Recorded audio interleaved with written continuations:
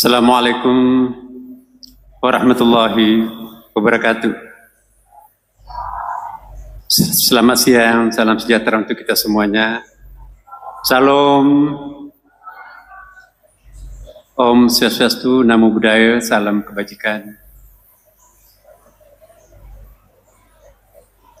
Pertama-tama, marilah kita bersyukur kehadirat Tuhan Yang Maha Kuasa.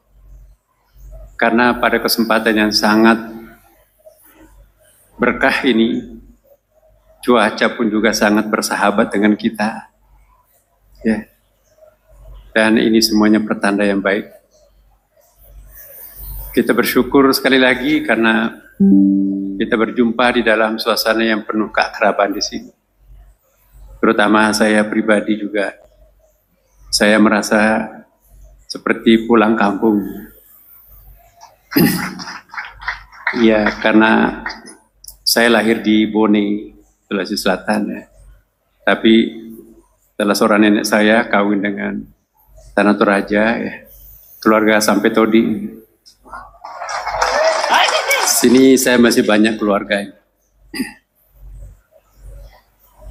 Yang saya hormati pejabat Gubernur Sulawesi Selatan diwakili oleh Pak Sekda Pak Dr. Haji Jupri Rahman MSI, yang saya hormati Ibu Dirjen Bimas Kristen, yang saya hormati Gubernur Sulawesi Utara. Di sini saya sangat surprise karena berjumpa dengan sahabat lama saya, Pak Poli Dodo Kambi, yang saya hormati pejabat Bupati Toraja Utara bersama seluruh jajaran, pejabat Bupati Tanah Toraja beserta seluruh jajaran Forkopimda, Bapak pejabat Bupati Mamasa, kemudian banyak di sini yang hadir ya Bapak sekalian. Tentu sahabat saya Pak Gumar Gulton, teman seperjuangan sekian puluh tahun sampai sekarang ya, Ketua PGI bersama Sekretaris Umum dan seluruh teman-teman dari Jakarta di sini. Kemudian juga yang saya kagumi Ketua Panitia Sidang Raya PGI ke-18 beserta jajaran yang bisa menghadirkan suasana yang sangat indah ini.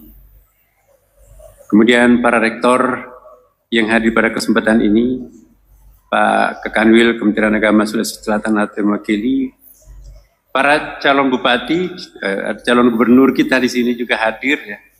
Tadi disebut-sebutkan namanya sebagai salah seorang sponsor ya.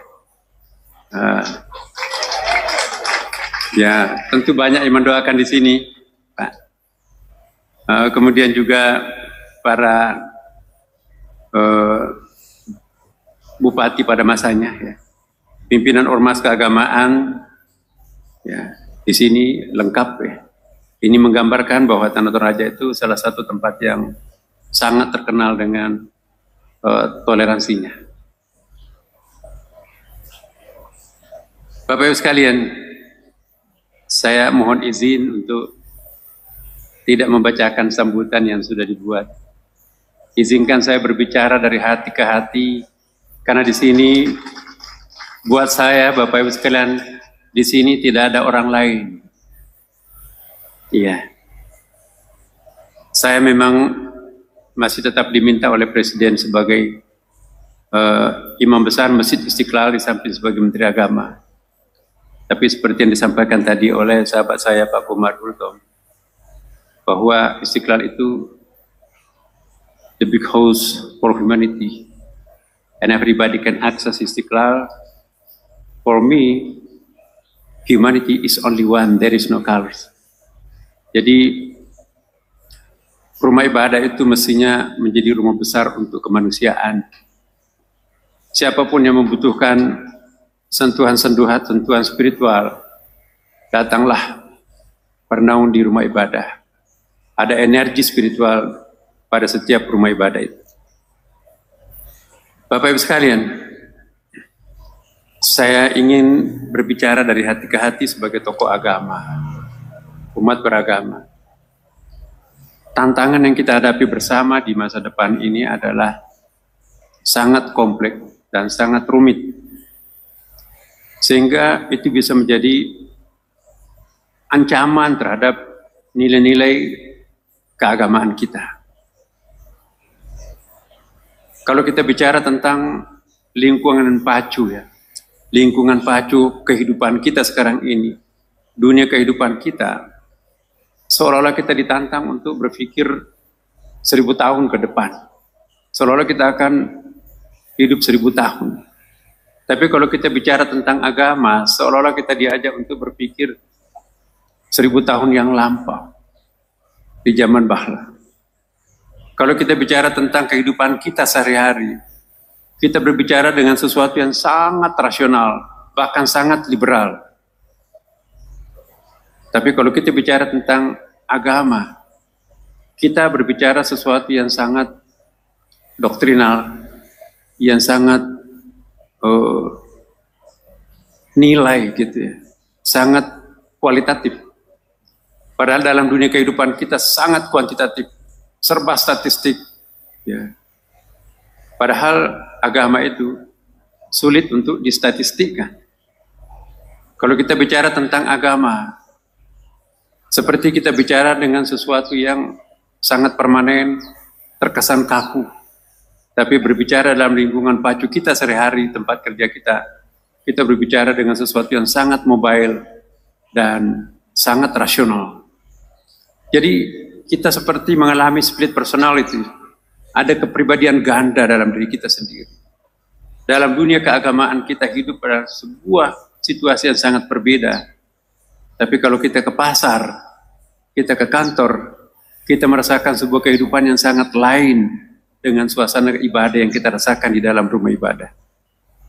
Bagi saya, semakin berjarak antara lingkungan pacu kehidupan kita dengan diri kita sebagai umat beragama, maka di situ juga ada masalah agama, untuk tidak menyebut kegagalan agama. Saya menghimbau kepada rekan-rekan, para pimpinan umat beragama. Persoalan ini memang tidak terasa, tidak terlihat, tidak bisa diangkakan.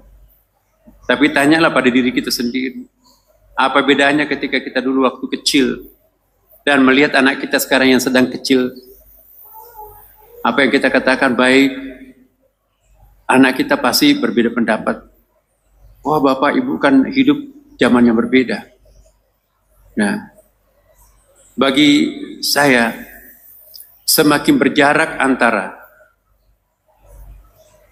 ajaran agama ya dengan diri kita sebagai orang yang beragama, maka ada masalah di situ. Mestinya antara agama dan pemeluk agamanya itu jangan terlalu berjarak. Jadi jangan seperti kita main layangan, layangannya di atas ya, nilai-nilai agamanya sangat mulia, tapi orang bermain layang-layang di bawah. Jadi ada jarak antara agama dan pemeluknya.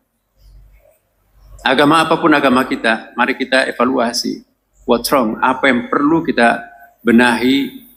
Ya, kami juga menghimbau kepada teman-teman yang mengikuti sidang istilahkan di sini di sidang raya ke-18 Persekutuan Gereja-Gereja di Indonesia. Tema sentral kita sama semuanya, semua umat beragama sama. Seperti yang disampaikan tadi oleh Pak Rulton, bahwa sekarang susah mendefinisikan kebenaran. Dulu enak kan menjadi pastor, enak menjadi pendeta, enak menjadi ulama. Apa kata kitab suci, apa kata tokoh agama kita. Pokoknya bahasa agamanya itu dalam Islam, sami'na wa ta'na, kita ikut aja. Tapi sekarang ini kita hidup dalam suasana kebatinan yang berbeda. Ya. Kitab suci kita mengatakan itu baik. Tokoh agama kita pun juga mengatakan itu baik. Ya. Tradisi kita pun juga mengatakan itu baik. Tapi tidak serta-merta itu bisa diimplementasikan, diaplikasikan dalam masyarakat kita. Kita menyesal. Ya, karena kita sadar itu bukan itu yang terbaik, tapi terpaksa dan dipaksa kita oleh suatu keadaan menerima itu sebagai sebuah kenyataan. Ini tantangan kita secara teoritis, sebagai pimpinan umat beragama, saya mohon, mari kita semua mempelajari ini. Tema sentral kita sama semua. Ya. Ada sesuatu yang tidak valid secara intelektual, tapi begitu laku di dalam masyarakat. Ada sesuatu yang sangat tidak valid secara intelektual, bahkan tidak didukung oleh kitab suci dan oleh tokoh agama kita, tapi malah itu diterima dan menjadi kenyataan sebagai laku di dalam masyarakat. Akhirnya kita hanya bisa mengelus dada.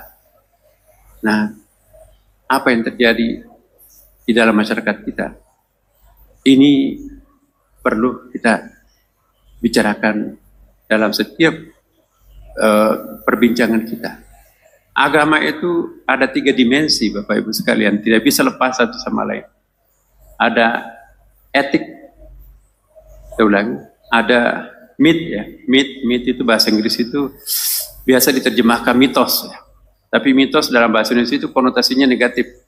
Bahasa Inggris mit itu sesuatu yang sifatnya kepercayaan, faith. Faith itu artinya sesuatu yang kita yakini. Ya. Agama, setiap agama itu harus ada unsur mitnya, ada faith-nya, ada kepercayaannya. Tapi tidak boleh hanya menjadi suatu mit, harus diaktualisasikan dalam bentuk logos. Ada yang diaktualisasikan melalui rasio murni, diimplementasikan dalam masyarakat nantinya.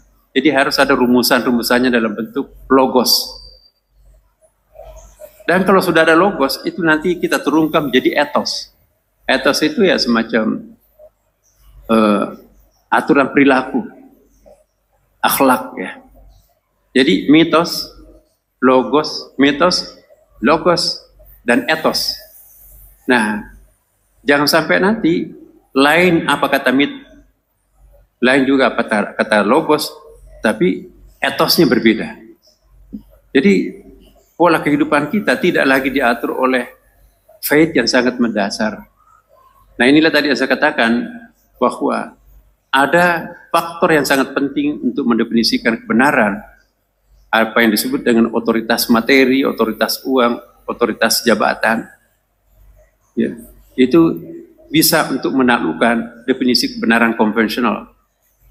Nah, itu artinya apa? Ada pelemahan dari segi faith. Karena itu tantangan kita sebagai umat beragama. Mari kita konsisten, ya, mengajak pada umat kita semuanya konsisten mengamalkan ajaran agama kita masing-masing dan tidak terdistorsi di level etos oleh kekuatan-kekuatan yang sifatnya materialistik jangka pendek itu. Yang kedua, Bapak Ibu sekalian, saya ingin juga sampaikan bahwa saya sedang mempelajari kurikulum di Kementerian Agama. Ya, kita sejak dini anak kita seperti ada sebuah doktrin secara tradisional tertanamkan dalam diri setiap anak kita. Mohon maaf, apapun agamanya, seolah-olah agama yang bersangkutan itu paling benar. Agama orang lain itu salah, keliru, sesat. Berarti kita mendoktrin anak kecil kita di alam bawah sadarnya itu rasa berbeda, bahkan rasa konflik. Nah, banyak contoh dalam kehidupan kita, saya kira. Wah, kalau ada gereja, matiin radionya, matiin TV-nya. Sebaliknya kalau ada azan, matiin TV-nya. Jadi kita ada semacam tradisi doktrinal yang kita pertahankan dan mengajak anak kecil kita itu untuk berbeda sejak dini. Jadi yang kita doktrinkan adalah perbedaan itu sendiri.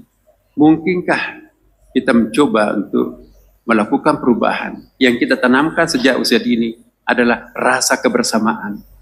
Bukan rasa perbedaan, bukan rasa kebencian apalagi. Alam bawah sadar yang ditanamkan sejak kecil ini, itu susah dihapus di dalam memori masa dewasa. Maka itu jangan-jangan kurikulum kita perlu kita melakukan peninjauan bersama.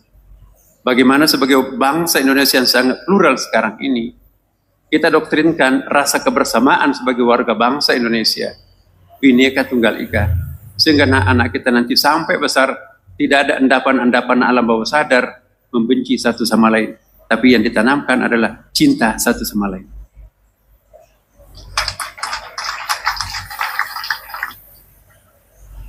Yang ketiga, Bapak Ibu sekalian, salah satu poin yang kami tanda tangani bersama dengan Paus yang kemarin Bapak Ibu yang jadi international viral tuh di Amerika, di Eropa, bahkan disebut sebagai the photo of the year, foto yang terbaik tahun ini adalah ketika imam besar mencium kepalanya Paus. Imam besar di dalam satu konferensi internasional bulan Desember yang insya Allah direncanakan akan dibuka oleh Pak Presiden dan akan dihadiri sejumlah kepala negara. Mudah-mudahan itu momentum yang sangat bagus untuk lebih memperkenalkan bahwa Indonesia itu adalah guru toleransi. Ya. Negara-negara perlu contoh, ya, bagaimana memperkenalkan bahwa perbedaan agama itu adalah sebuah seni.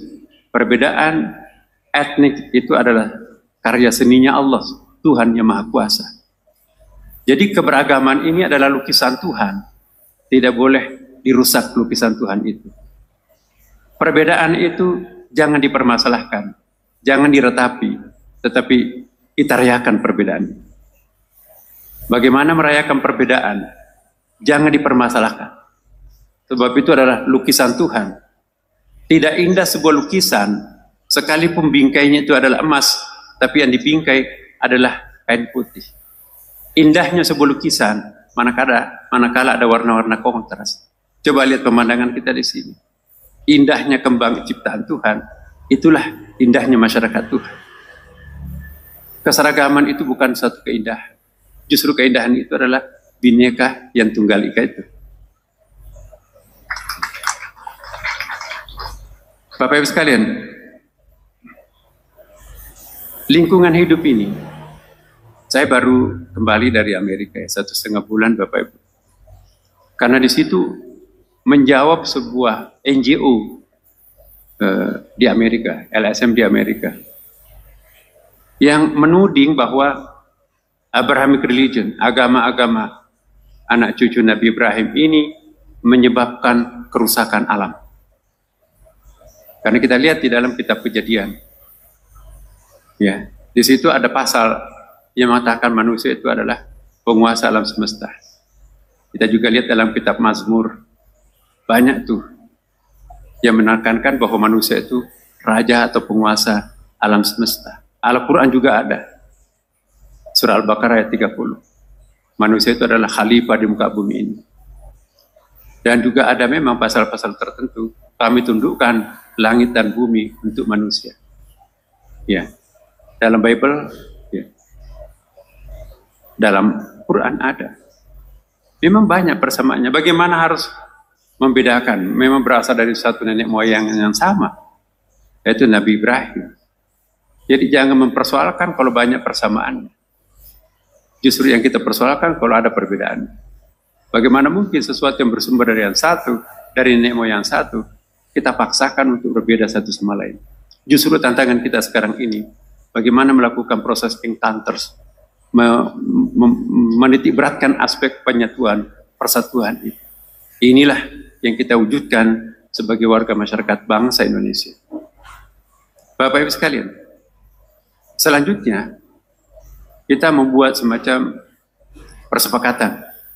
Wakil dari Yahudi itu dari Amerika, sedangkan wakil dari Katolik, wakil dari Protestan, saya diminta untuk mewakili Islam. Kita kumpul di melakukan riset penelitian di New York, tepatnya di kampusnya di ada beberapa kampus di tempat kita meneliti itu. Ya. Nah, kami menyimpulkan bahwa memang ada penafsiran kitab suci kita, bukan hanya Quran, tapi teman-teman dari Katolik dan Protestan pun juga menemukan ada beberapa interpretasi terhadap pasal-pasal yang berbicara tentang manusia sebagai penguasa alam semesta, lebih longgar, bahkan memberikan semacam SIM, surat izin untuk melakukan eksploitasi alam semesta ini. Nah ini yang kita coba untuk perbaiki pemahamannya, penafsirannya. Bagaimana kitab suci ini jangan dijadikan semacam alasan untuk mengeksploitasi alam semesta melampaui daya dukungnya alam itu. Jangan atas nama bahwa agama kita tidak melarang, maka kita bakar hutan, lalu kita tanami dengan kelapa sawit, maka rusaklah ekosistem itu. Nah itu yang perlu kita koreksi di dalam diri kita sendiri. Dalam pasal-pasal kitab Kejadian saja itu kita ada kurang lebih ada 12 pasal yang menekankan bahwa meskipun manusia sebagai penguasa alam semesta, tapi tidak boleh melampaui batas. Sama juga dengan Al-Quran. Ya. Tidak boleh atas nama agama kita menjarah, kita memperkosa alam semesta. Justru agama itu hadir untuk menekankan manusia itu harus menjadi santun terhadap alam semesta ini.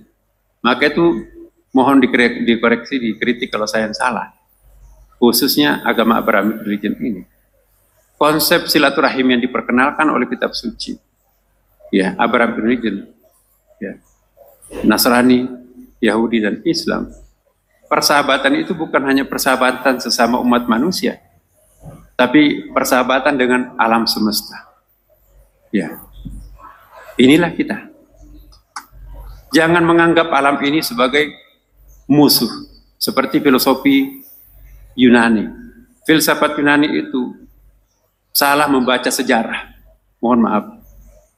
Sekian lama kita diperbudak oleh alam. Dari mana dia bermain tadi sampai demam. Dia main di sungai. Bawalah sesajen ke sungai. Penjaga sungainya marah. Dari mana dia? Kok sakit? Dari gunung. Penjaga gunungnya marah. Bawalah sesajen di situ.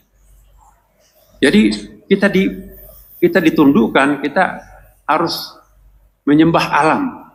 Itu mungkin memang ada kepercayaan seperti itu. Tetapi setelah terjadi revolusi ilmu pengetahuan, ternyata sungai itu nggak ada apa-apanya. Maka itu sungai itu diarum jeram.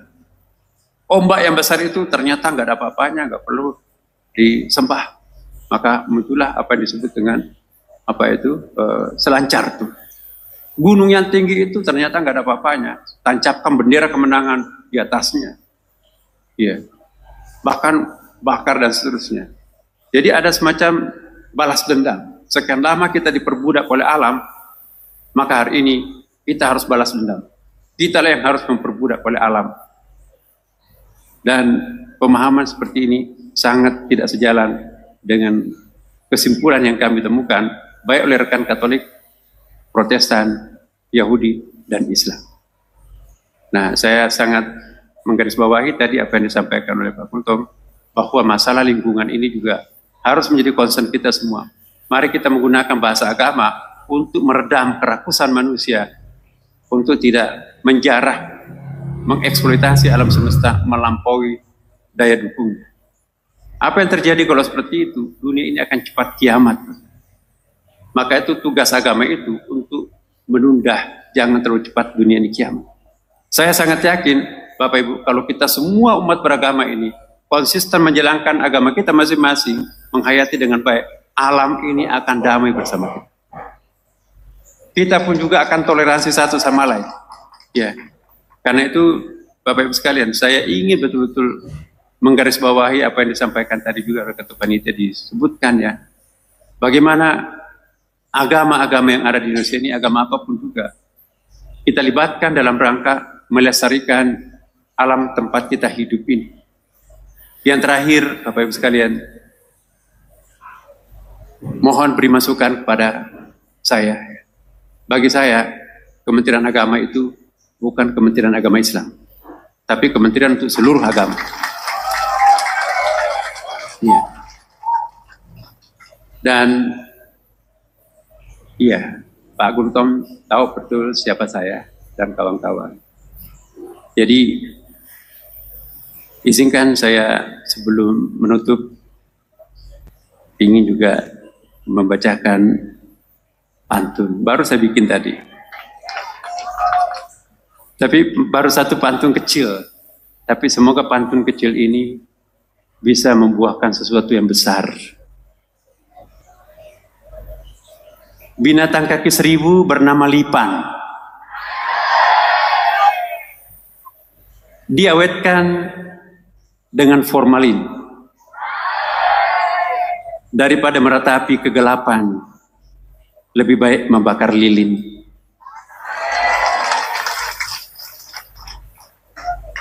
Mari kita renungkan, Bapak Ibu. Pantun kecil ini, daripada meratapi kegelapan, lebih baik membakar lilin. Kalau lilin sudah terbakar, kegelapan itu akan pergi. Ya, Bapak Ibu sekalian, inilah harapan kami. Sekali lagi saya mohon maaf, karena apa yang keluar dari sini adalah betul-betul murni dari saya pribadi. Ada sambutannya saya nggak baca, tapi saya teringat dengan pepatah bahasa Arab, kullu ma kharaja minal qalb waqa fil qalb. Segala sesuatu yang keluar dari lubuk hati yang paling dalam, itulah nanti yang akan mendarat dalam lubuk hati yang paling dalam.